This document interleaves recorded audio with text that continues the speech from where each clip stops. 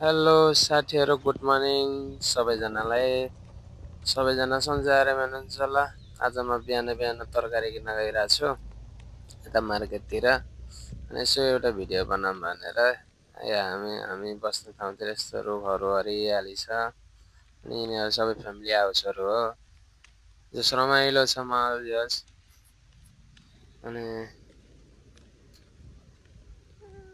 Family हाउसहरू हो। भर्खर घाम लागेर बिहानको घाम लाग्छ।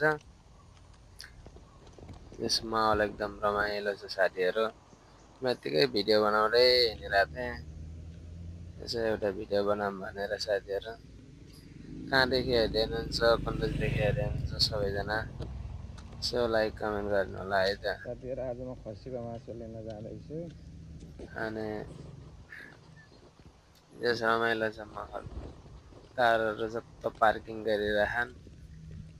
पार्किङ छ कारहरू।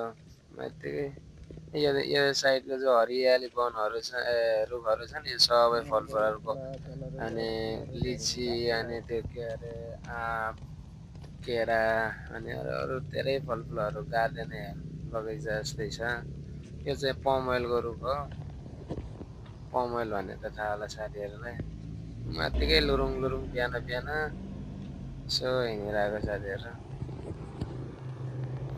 यो चाहिँ चोक हो।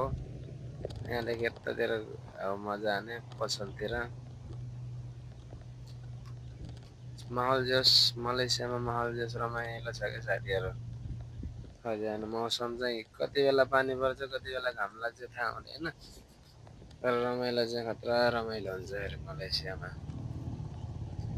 यहाँनिर हेर्नुहोस् है, सब हरियाली छ। यहाँ मलेसिया भनेको हिउँद बर्खा के हो थाहै हुँदैन साथीहरू।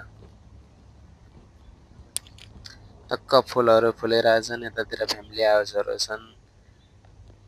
बाटोको छेउमा पुरा फुलहरू फुलिरहेछन् साथीहरू, हेर्नुहोस्। क्या रमाइलो ठाउँ छ।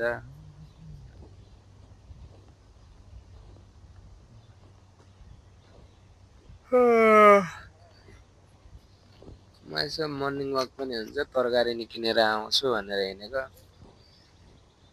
जस रमाइलो छ ठाउँ।